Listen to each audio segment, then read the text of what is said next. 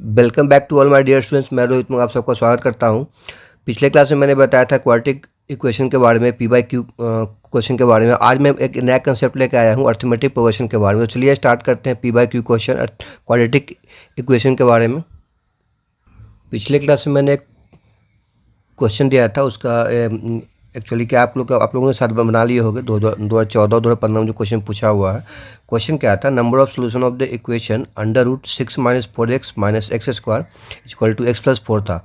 अब इसमें से ऑप्शन बताना था कि A 0 है, B 1 है, C 2 है, D 4 है। तो इसमें से आई होप सो कि आप लोगों ने बना लिया होगा। तो ऐसे एग्जैक्टली जो इसका आंसर आएगा वो बेसिकली बी आएगा। वो कैसे आएगा, इसमें बेसिकली क्या, ये जो क्वेश्चन आप देख रहे होगे शायद आप लोग को बहुत आसान लगा हो, लेकिन ये बिल्कुल आसान नहीं। इसमें कुछ कंसेप्ट था हम लोग का, बेसिक ही कॉन्सेप्ट था, लेकिन इसके बारे में हम लोग यहाँ पे डील करेंगे। तो चलिए स्टार्ट करते हैं। जैसे कि आप लोगों ने जो सबसे पहले क्या किए होगे, इस इक्वेशन के सॉल्व करके हमें पता चलेगा कि इस पूरे इक्वेशन का बेसिकली नंबर ऑफ सोल्यूशन कितना पॉसिबल है। दैट मीन्स कि एक्स का वैल्यू क्या क्या आ सकता है। तो हम यहाँ पे एक ही ऑप्शन दिख रहा है कि ये स्क्वायर को हटाना पड़ेगा। तो उसके लिए हम क्या करेंगे कि दोनों साइड क्या करेंगे, हम लोग स्क्वायर करेंगे। ओके, तो हम अंडर रूट को हटाने के लिए क्या करेंगे, हम लोग स्क्वायर करेंगे। तो जैसे ही स्क्वायर करोगे तो कितना होगा, ये जो अंडर रूट है वो हटेगा, 6 minus 4x minus X square equal to x plus 4 हो जाएगा। तो यहाँ से हम क्या देखेंगे कि हम लोग को जो इक्वेशन जो आएगा क्वाड्रेटिक फॉर्म का, x square plus 16x। Okay, तो यहाँ पे भी हम लोग को स्क्वायरिंग आ जाएगा। तो दैट मीन्स कि 6 minus 4x minus X square equal to X square plus 16 plus 8x। यानी एक्स स्क्वायर की इधर जब लाएंगे तो वैल्यू जो बेसिकली हम लोग को निकल के आ जाएगा, यहाँ पे क्या निकल के आएगा हम लोग का 2x square plus 12x plus 10 equal to 0। तो आप इसको क्या करो, इसको 2 अगर कॉमन ले भी लेते हैं तो यहाँ से क्या निकल के आएगा हम लोग का, जो निकल के आएगा हम लोग यहाँ से 2 अगर कॉमन लेते हैं तो X square 6x plus 5 equal to 0 आएगा। तो यहाँ से अगर फैक्टर अगर निकालोगे तो x प्लस 1 इंटू, ये सब तो बेसिक लेवल का चीज़ आप लोग को आना चाहिए, क्लास 9th में आप लोगों ने सीखा होगा। यहाँ पे दो वैल्यू निकल के आ रहा है, एक्स का एक -1, एक्स का एक हम लोग का -5 आ रहा है। लेकिन हम देखेंगे क्या कि जब तक ये जो वैल्यू निकल के आया है, हो सकता है कि -1 और -5 हम लोग को आया है, लेकिन क्या ये जो कंडीशन दिया हुआ है, कंडीशन इसके में अब ये दोनों वैल्यू को यहाँ पे पुट करेंगे। अब एक क्वेश्चन ये निकल के आता है कि जब दोनों वैल्यू में सेटिस्फाइड करना चाहिए, तब जाके हम कहेंगे कि इसका एक कोई जो है ना, अगर ये दोनों सेटिस्फाइड कर रहा है, सेटिस्फाइड मीन्स मतलब राइट हैंड साइड और लेफ्ट हैंड साइड आपस में इक्वल होना चाहिए। तो उस केस में हम क्या करेंगे, एक्स इक्वल टू -1 रख के देखेंगे तो कितना निकल के आएगा आप लोग का, 6 प्लस 4 माइनस 1, यानी कितना हम लोग का 3 आ जाएगा। ओके, तो इस साइड हम क्या करेंगे, एक किसके लिए हो गया हम लोग का, लेफ्ट हैंड साइड के लिए हो गया। राइट साइड में -1 रखेंगे तो क्या होगा, -1 प्लस 4 यानी कि 3 आएगा। ओके, तो यानी यहाँ पे हम कह सकते हैं कि राइट हैंड साइड का वैल्यू और लेफ्ट हैंड साइड का वैल्यू आपस में इक्वल हो रहा है। सो वी कैन से -1 इज द करेक्ट आंसर। अब -5 अगर चेक करने जाएंगे तो क्या देख के मिलेगा हम लोग के यहाँ पे, 6 माइनस 20 यानी कितना, 26 minus 25 that is the 1। Okay, ये हम लोग को किसका हो गया, लेफ्ट हैंड साइड का। राइट हैंड साइड को जाएंगे तो कितना होगा, -5 प्लस 4 यानी कि -1 आ रहा है। तो आप यहाँ पे देख सकते हो कि राइट हैंड साइड और लेफ्ट हैंड साइड का वैल्यू जो है -5 को रखने पे वो इक्वल नहीं आ रहा है। दैट्स वाई -5 को हम इंक्लूड नहीं करेंगे नंबर ऑफ सोल्यूशन के लिए, इस इक्वेशन के लिए। सो फाइनल जो आंसर हम लोग को निकल के आएगा वो बी निकल के आएगा। तो इसमें आप देख सकते हो कि यहाँ पे कंसेप्ट क्या छुपा हुआ था। तो बेसिकली क्या था, यहाँ पे तो वैल्यू सबका ही आया होगा, तो हो सकता है कि बहुत सारे बच्चे को सी भी आया होगा, बट यहाँ पे सी एग्जैक्टली होगा नहीं। क्यों नहीं होगा, यहाँ पे मैं कम्प्लीटली बता दिया हूँ, क्योंकि जब भी वैल्यू आता है तो यहाँ पे सेटिस्फाइड भी होना चाहिए। ओके, तो नेक्स्ट क्वेश्चन की ओर बढ़ते हैं, जो पी वाई क्यू में आस्किंग किया हुआ है क्वाड्रेटिक इक्वेशन से। क्वाड्रेटिक इक्वेशन का क्वेश्चन नंबर 4 में क्या कहा जा रहा है कि if x plus 1/x equal to 15/7 then which is always true. मतलब ऑलवेज ट्रू इसमें से कौन ऑप्शन होगा।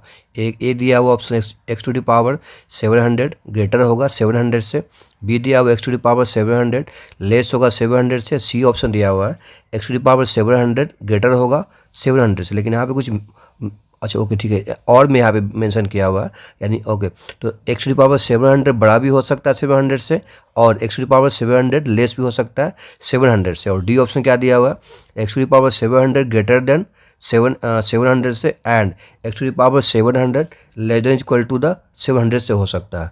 इसको कैसे प्रोसीड तो पहले इसको खुद से ट्राई करना है, फिर बाद में अब जो हम आगे बताएंगे उस सॉल्यूशन को देखना है। तो क्वेश्चन निकल के आता है कि इसको कैसे हम प्रोसीड करेंगे। हमारे पास ऑप्शन नहीं दे रखा है कि गिवन दिया हुआ कि x + 1/x = 15/7। तो हम देखते क्या है कि अगर x + 1/x को 15/7 है तो इसको हम ऐसे भी लिख सकते हैं, 7 + 1/7 भी आप लिख सकते हो। ओके, तो अब क्वेश्चन निकल के आ रहा है कि यहाँ से दो पॉसिबिलिटी है, या तो x = 7 होगा, या तुम्हारा x = दैट मीन x = 7 या x = 1/7 भी हो सकता है हम लोग का। ठीक है, या तो इसको प्राइम फैक्टराइजेशन करके भी आप यहाँ से बता सकते हो कि डायरेक्टली हम यहाँ पे कर दिया है। दैट मीन्स कि अगर x² + 1 / 7 = 50/7 क्रॉस मल्टीप्लाई यहाँ से अगर हम करते हैं तो कितना निकल के आ जाएगा, 7x² + 7 = 50x।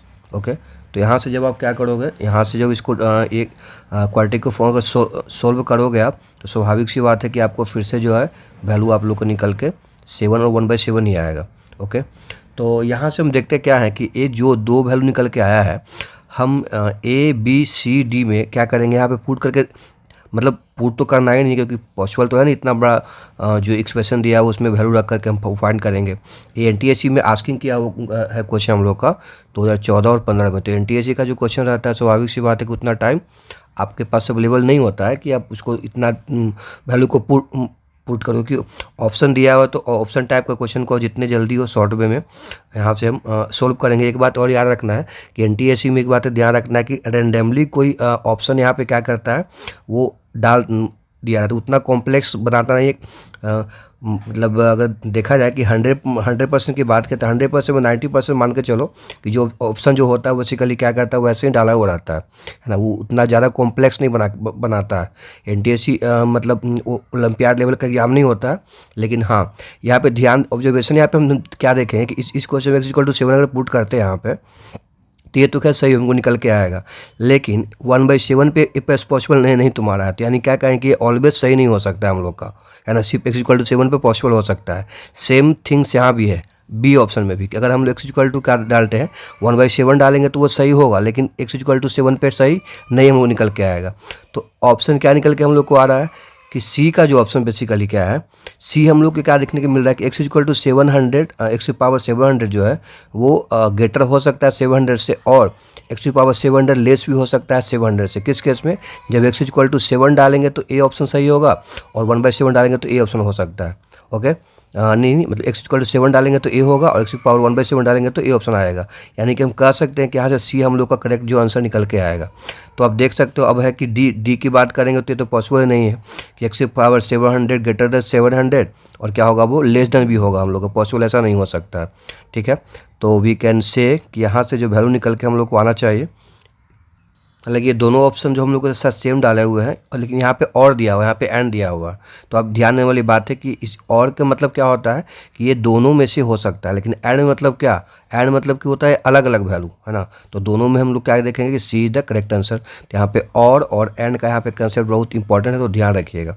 ओके, तो ऐसे क्वेश्चन को आप देख सकते हो कि जितने भी यहाँ पे कम्प्लीटली जो यहाँ पे P/Q का जो क्वेश्चन करवा रहा है वो कम्प्लीटली क्या है हम लोग का, वो डिफरेंट कंसेप्ट वहाँ पे बताया जा रहा है। ठीक है, तो आप कैसे इस टाइप के अगर क्वेश्चन एग्जाम में आया है तो कैसे अटेम्प्ट करेंगे, उस बातों को यहाँ पे मोर फोकस वहाँ पे किया जा रहा है। तो यहाँ पे सब चीज़ों को कंसेप्ट को गेन करना।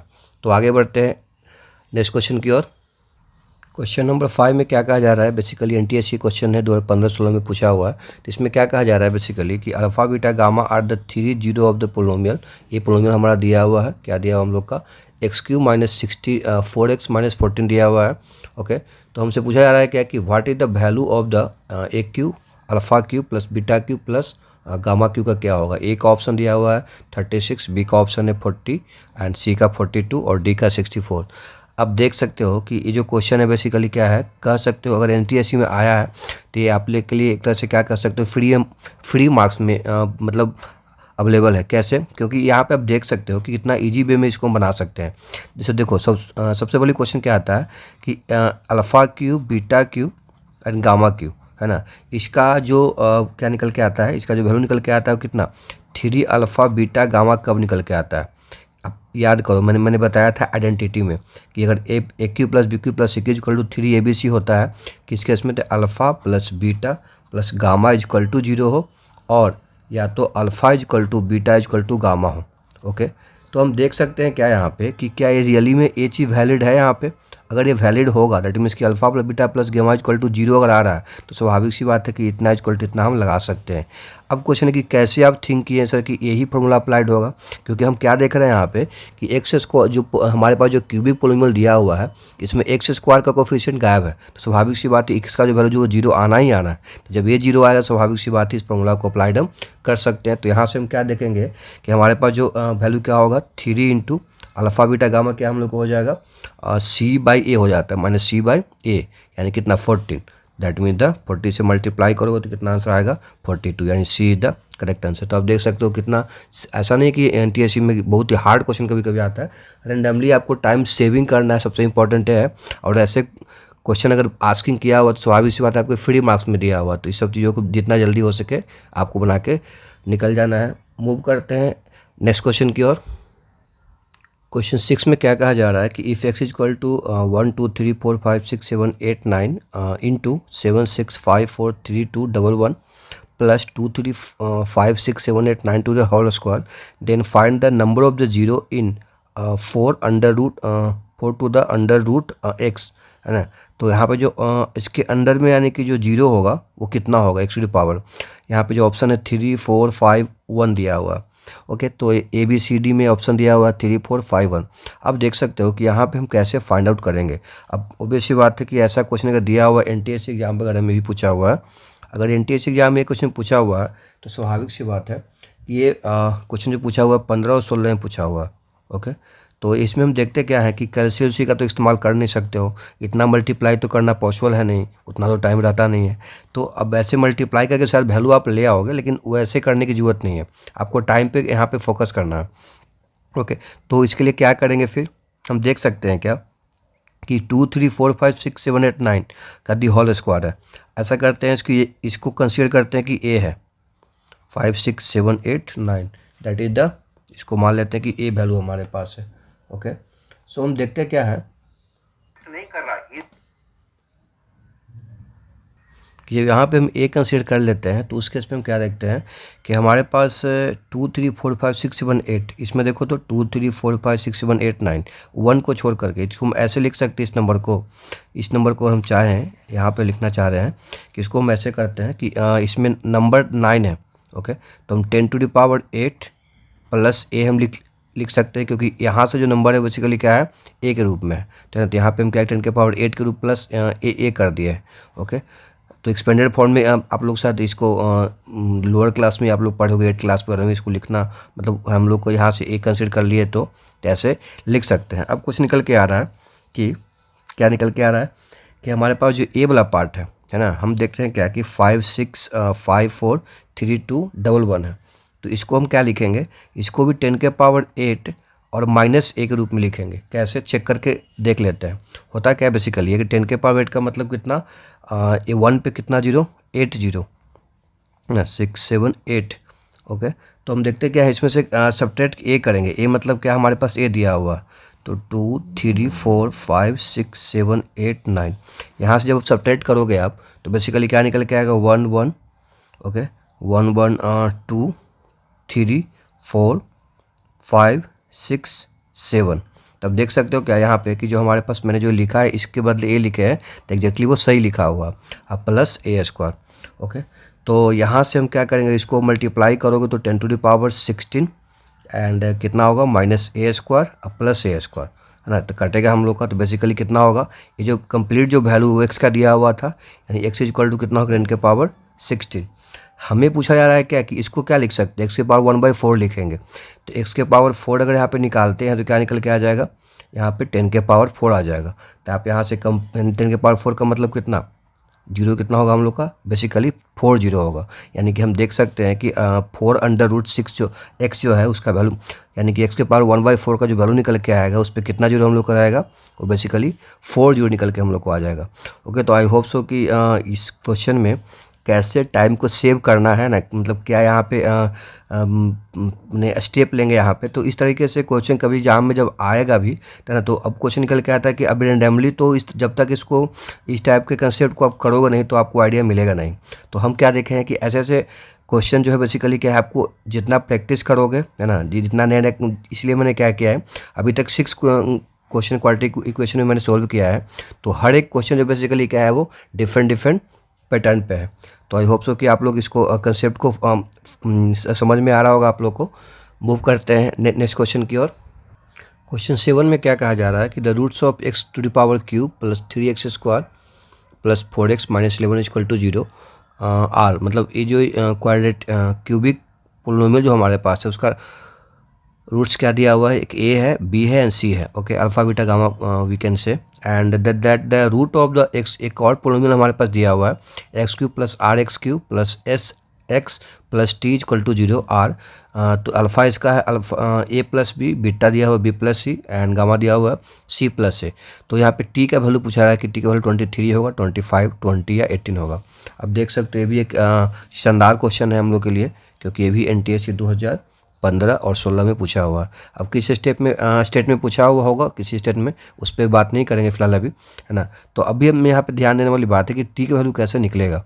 हम क्या देख सकते हैं कि यहाँ पे जो कॉम्बिनेशन किया हुआ है, दैट मीन्स कि जो अल्फा बीटा गामा दिया हुआ है हम लोग का, ए प्लस बी, बी प्लस सी, सी प्लस है, जो इस क्यूबिक पोलिनोमियल का रूट्स जो दिया उससे कहीं ना कहीं मैच कर रहा है। मैच करने का मतलब क्या, वो सिमिलर दिख रहा है, ए यहाँ भी है, बी यहाँ, सी यहाँ भी है, तो बस यहाँ पे ए प्लस बी, बी प्लस सी है, सी प्लस ए के रूप में दिया हुआ। तो कहीं ना कहीं हम क्या देखते हैं कि टी का ही यहाँ पे कुछ हम लोग के फंडामेंटल चीज़ यहाँ पे है। अब क्वेश्चन है कि टी के हम क्या कह सकते हैं, टी का मतलब क्या होता है। अगर देखा जाए कि यहाँ पे बेसिकली सी बाई ए होगा, तो सी बाई ए कहने का मतलब क्या, alpha into gamma beta into gamma equal to कितना होगा, टी होगा हम लोग का। ओके, तो इसके बाद हमको क्या दिख रहा है कि यहाँ पे ए प्लस बी, बी प्लस ए, सी प्लस ए में टी दिया हुआ हम लोग का। तो क्या हम ये कंडीशन को इसमें अप्लाई हो सकता है ना। लेट मी चेक, जैसे कि A plus B plus C अगर हम करते हैं तो क्या निकल के आएगा, alpha plus beta plus C plus alpha plus beta plus gamma equal to कितना होता है, माइनस बी बाई ए होता है। तो माइनस बी बाई ए यानी कि -3 होगा। एक चीज़ दिख रहा है कि अगर ए प्लस बी इक्वल टू क्या लिख सकते हैं, -3 माइनस सी। सिमिलरली क्या लिख सकते हैं, B plus C equal to हम लिख सकते हैं -3 माइनस ए, और ए प्लस सी क्या लिख सकते हैं हम लोग, -3 माइनस बी। सबका वैल्यू यहाँ अगर पुट किया जाए तो टी का वैल्यू यहाँ पे क्या निकल के आ जाएगा। तो ए प्लस बी कितना बोल रहे हो आप, -3 minus c, b plus c कितना -3 minus a, c plus A -3 minus b equal to t आ जाएगा। माइनस सब में अगर निकालते भी हैं तो यहाँ से क्या निकल के हम लोग को आ जाएगा, यहाँ पे एक्चुअली ये जो वैल्यू मैंने लिखा था है ना, वो क्या होगा हम लोग को क्या होता है इस पोलिनोमियल के लिए जो टी बाई ए, तो माइनस डी बाई ए होता है हम लोग का। जब क्या करेंगे क्यूबिक पोलिनोमियल में, याद रखना आप लोगों को पता चला बताया होगा, alpha into beta into gamma जो बेसिकली क्या होता है माइनस डी बाई ए होता है, ये माइनस से हम लोग को आ जाएगा। ओके, तो माइनस माइनस यहाँ से कॉमन लेंगे तो वो कैंसिल होगा, यानी कितना हो जाएगा हम लोग का 3 plus A, 3 plus B and 3 plus C equal to T निकल के आ जाएगा। ओके, तो इस केस में हम क्या देखते हैं कि अब जो मामला है यहाँ पे अटक गया है ना। एक चीज़ हमको समझ में आ रहा है कि इस इक्वेशन की अगर बात किया जाए, किसी क्वेश्चन की बात किया जाए इस इक्वेशन का, जैसे कि X cube plus 3x square plus 4x minus 11 equal to 0 दिया हुआ है।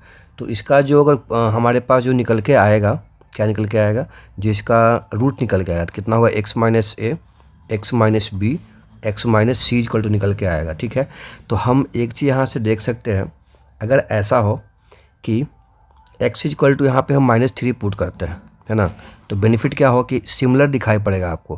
कैसे, लेट मी चेक, कि यहाँ पे -3 पुट करो तो -27 हो जाएगा, यहाँ पे -3 करेंगे तो +27 हो जाएगा, यहाँ पे करेंगे तो -12 और -11, -3 माइनस ए -3 बी -3 माइनस बी और -3 माइनस सी, है ना। अब देखो यहाँ पे चालाकी यहाँ पे किया गया है, x इक्वल टू हम ऐसे ही रेंडमली पुट नहीं कर लिए है, क्योंकि हम देख रहे हैं कि इसमें से अगर पुट हम कर रहे हैं, क्योंकि स्वाभाविक सी बात है इसका जो फॉर्म जो होगा ना क्यूबिक का, इस फॉर्म में हम क्या करें, फैक्टर करके लिख सकते हैं। तो हम क्या देखें यहाँ पे कि x इक्वल टू क्या डालें हम यहाँ पे, -3 डाल दिए, तो हमको दिख रहा है कि यहाँ से यहाँ जो बेसिकली क्या है वो -23 इक्वल टू कितना होगा हम लोग का -3 -a -3 -b एंड -3 -c, यानी कि जो सिमिलर टू द समथिंग है ना। तो यहाँ से हम कह सकते हैं कि हमारे पास जो वैल्यू निकल के वो कितना निकल के आ जाएगा 23 निकल के आ जाएगा। कितना अच्छी आइडिया था यहाँ पे, that is a is the correct answer. तो यहाँ से हमको आइडिया ये निकल के आ रहा है कि क्वेश्चन यहाँ पे जो बेसिकली का ये भी थोड़ा सा डिफरेंट टाइप का था। कैसे डिफरेंट टाइप का था कि दोनों को अलग अलग पोलिनोमियल दिया हुआ था और दोनों का जो रूट्स है वो भी अलग अलग है, लेकिन कुछ सिमिलरिटी दोनों में था, है ना। तो उसी को हम क्या कि यहाँ से दोनों को एक आपस में कंबाइन करने की कोशिश किए और दोनों को कंसेप्ट को यहाँ पे हम लेके चले हैं। तो स्टार्टिंग में बेसिकली क्या टी निकालना था, तो टी का हम देखें क्या कि कॉम्बिनेशन क्या होगा इस पोलिनोमियल में क्यूबिक में। तो यहाँ से ई निकल के आया हम लोग का, है ना। हम क्या देखें अब a + b इसमें निकल के हम लोग को आ रहा था -3 - c निकल के आएगा, कि alpha plus b a + b + c करेंगे तो माइनस कितना होगा हम लोग का 3/a निकल के आता है, तो -3/1 यानी ये मतलब इसका कोफिशिएंट। तो यहाँ से हम लोग को एक कॉम्बिनेशन निकल के आ गया। अब वैल्यू यहाँ पे पुट कर दिए हैं, तो अब टी इक्वल टू हमको क्या करना था, फाइंड करना था। तो हम क्या देखें कि जो पोलिनोमियल पहला दिया हुआ था उसका जो 3 फैक्टर निकल के आएगा, तो हम चला के क्या किया कि -3 अगर पुट कर देते हैं किसी सिमिलर दिखाई पड़ेगा, तो जो वैल्यू वहाँ से हमको निकल के आसानी से फाइंड आउट हो गया। तो होप सो कि यहाँ तक जो क्वाड्रेटिक क्वेश्चन का कम्प्लीटली हम लोग को जो जितने भी कंसेप्चुअल था, है ना, NTSC के लेवल पे, तो वहाँ पे मैंने डिस्कस हो चुका है हम लोग का। तो आज जो हम लोग बेसिकली अब आगे जो बात करेंगे वो एक नया टॉपिक हम लोग का होगा, वो अर्थमेटिक प्रोग्रेशन होगा। तो चलिए आज का टॉपिक हम लोग स्टार्ट करते हैं। अब है कि अर्थमेटिक प्रोग्रेशन को समझने के पहले हम लोग बात करेंगे कुछ बेसिक टर्म के बारे में, जैसे कि सीक्वेंस। सीक्वेंस क्या होता है, सीक्वेंस के बारे में आप लोग इस क्लास 10th में आप लोग का स्टडी हो चुका होगा आप लोग का। सीक्वेंस से क्या है, it is a group, it is a group of A number. किसी भी नंबर का क्या होता है, वो एक ग्रुप होता है। तो अब जो नंबर है वो किस ऑर्डर में होगा, इन एन ऑर्डर। नंबर जो होगा वो एक ऑर्डर रूप में होगा, है ना। एन ऑर्डर, जो ऑर्डर होगा वो क्या करेगा, ऑर्डर फॉर्म विच फॉलो करेगा, फॉलो अ सर्टेन पैटर्न। कुछ पैटर्न को वो क्या करेगा वहाँ पे एक फॉलो करेगा, है ना। जैसे यहाँ पे एग्जांपल द्वारा हम समझ सकते हैं, एक हमारे पास नंबर 5 है ना, फिर 8 है, फिर 11 है, फिर 14 है, फिर 17 है। हम क्या देख रहे हैं कि ग्रुपिंग का नंबर यहाँ पे है ना, एक ऑर्डर में भी मेंटेन किया, ऑर्डर बना रहा है। क्या ऑर्डर बना रहा है, जो एक सर्टेन पैटर्न को फॉलो कर रहा है। कैसे, हम क्या देख रहे हैं कि हर एक नंबर जो आ रहा है बाद में वो पहले में 3 ऐड हो रहा है। तो इसको क्या 5 + 3 8, 8 + 3 11, 11 + 3 14, है ना। तो इस तरीके से जो बनता है उसको क्या बोलेंगे हम लोग, ग्रुप ऑफ नंबर को सीक्वेंस बोलेंगे, ठीक है। तो सीक्वेंस में हर एक जो यहाँ पे नंबर है ना, इसको हम लोग क्या बोलते हैं, टर्म बोलते हैं। This is the call the term. तो टर्म T1 हो जाएगा, T2 हो जाएगा, T3 हो जाएगा, T4 हो जाएगा, एंड सो ऑन। तो सब आप लोग को पता चल हो जाएगा। एक हम लोग का लास्ट टर्म मान ली कि NS टर्म होता है, उसको TN के द्वारा हम लोग ये बोलते हैं। TN को हम लोग जनरल टर्म भी कहते हैं। क्या हम लोग कहते हैं उसको, जनरल टर्म, उसको नाम दिया जाता है। अब यहाँ पे बात ये निकल के आता है कि अगर हम यहाँ पे क्या देखते हैं, सारे टर्म को क्या करते हैं, ऐड कर देते हैं, T1 + T2 + T3, है ना, डॉट TN तक, यानी कि 5 + 8 + 11। ये जो पर बनेगा हम उसको क्या करेंगे, सीरीज बोलेंगे। इसको क्या बोलेंगे हम लोग, सीरीज। सीक्वेंस हम लोग का ग्रुप ऑफ नंबर होता है। अब जो भी नंबर जो फॉलो करता है सर्टेन पैटर्न को, ऑर्डर फॉर्म बनाता है वहाँ पे, और अगर उसी नंबर को हम ऐड करते हैं तो वहाँ पे क्या बनेगा हम लोग का, सीरीज निकल के आता है ना, या वी कैन से उसको हम लोग सीरीज बोलेंगे। एक और एग्जांपल यहाँ पे कंसिडर करते हैं। जैसे मान लीजिए हमारे पास नंबर है 3 है ना, और 6 है, फिर 9 है, फिर 12 है, एंड सो ऑन। तो इस तरीके से क्या देख रहे हैं कि हमारे पास जो पहला टर्म है वो कितना है, 3 है। तो T2 निकालने के लिए क्या करेंगे, 3 + 3 ऐड कर रहे हैं, है ना। और सिमिलरली क्या करेंगे, दैट मीन्स कि T1 + 3 भी कर सकते हो। T3 निकालने के लिए हम क्या करेंगे, T3 निकालने के लिए भी जो बेसिकली क्या है, हमें ऐसा कर सकते हैं कि T2 + 3 कर सकते हैं। तो हम क्या देख रहे हैं कि हर एक टर्म में जो है बेसिकली 3 को ऐड किया जा रहा है। यानी यहाँ पे जो 3 है उसको हम लोग क्या बोलते हैं, कॉमन डिफरेंस बोलते हैं। 3 को हम लोग क्या बोलते हैं, कॉमन डिफरेंस कहा जाता है, जिसको ओनली स्मॉल d से डिनोट किया जाता है। तो यहाँ पे हर एक एवरी टर्म जो बेसिकली क्या है ऑब्टेन हो रहा है, जैसे T1 T2 कब मिलेगा, जब हम लोग प्रेसिडेंट टर्म्स में 3 ऐड कर रहे हैं। यानी कि जो नंबर जो ऐड हो रहा है बेसिकली क्या है, वो नंबर एक फिक्स नंबर ऐड हो रहा है। तो इस तरीके से हम कह सकते हैं हम कि अगर हमारे पास, अगर बात करते हैं किसके बारे में, AP के बारे में, अर्थमेटिक प्रोग्रेशन के बारे में, तो इसका मतलब क्या निकल के आया कि AP में क्या होता है, AP एक ऐसा सीक्वेंस होता है जो भी उसमें क्या होता है कि एक ऐसा सीक्वेंस है, इसमें हम जो if the difference of the term and its predecessor is always constant, that means कहने का मतलब क्या कि ऐसा सीक्वेंस एपी के बारे में बोला जा रहा है, ऐसा सीक्वेंस कि इसमें जो क्या निकल के आता है कि जो डिफरेंस करेंगे, इसे मान ली टर्म हमारे पास क्या हो गया 12 हो गया और प्रीसीडिंग टर्म से करेंगे, है ना, तो 3 आ गया, यहाँ भी वैसे का 3 आ गया, तो इसी को इसी सीक्वेंस को क्या बोलेंगे हम लोग, एपी बोलेंगे। एपी एक बेसिकली क्या है कि सीक्वेंस होता है, सीक्वेंस मतलब ग्रुप ऑफ नंबर होता है जिसमें हर एक टर्म को पिछले वाले टर्म से जब हम लोग क्या करेंगे डिफरेंस निकालेंगे, तो जो डिफरेंस निकल के आएगा बेसिकली वो एक कांस्टेंट वैल्यू निकल के आएगा, that sequence is known as the AP. अब हम देखते क्या है कि अगर हमारे पास ये कॉमन डिफरेंस क्या होगा, अगर 0 से बड़ा होता है तो उसके इसमें कह सकते हैं कि हमारे पास जो एपी है वो इंक्रीजेज फॉर्म में है, और डी इक्वल टू क्या निकल के 0 आ रहा है तो यानी वहाँ पे क्या होगा हम लोग का वो कांस्टेंट होगा, और डी इक्वल टू अगर क्या होगा हम लोग का लेस होता है 0 से, तो उसके इसमें क्या कहेंगे कि हमारे पास जो क्या है न एपी है वो बेसिकली हम लोग का वो डिक्रीजिंग फॉर्म में आएगा। सब चीज़ों को थोड़ा ध्यान रखना है। अब यहाँ पे हम क्या देख सकते हैं कि अगर हमारे पास अगर कंसीडर करते हैं कि ये हमारा फर्स्ट टर्म है, क्या है हम लोग का, ये हम लोग का फर्स्ट टर्म है, तो हम देखते क्या है कि अगर यहाँ पे हम कंसीडर करते हैं कि डी हमारा एक कॉमन डिफरेंस है, डी हमारा क्या है कॉमन डिफरेंस है, तो उसके इसमें हम क्या देखते हैं कि जो सक्सेसिव टर्म होगा एपी का वो क्या निकल के आएगा, एक पहला नंबर तो ए है, सेकंड ए प्लस डी हो जाएगा, उसके बाद a plus 2d, a plus 3d and so on. तो इस तरीके से T1 का वैल्यू कितना निकल के आएगा, ए है, T2 कितना होगा ए प्लस डी होगा, है ना, सिमिलरली T3 कितना होगा ए प्लस 2d निकल के आ जाएगा। तो हम यहाँ से क्या देख रहे हैं कि जो d यहाँ पे निकल के आ रहा है वो कितना होगा T2 माइनस T1, है ना, equal to T3 minus T2 equal to निकल के वो कांस्टेंट आ रहा है। ओके, चलिए अच्छी बात है।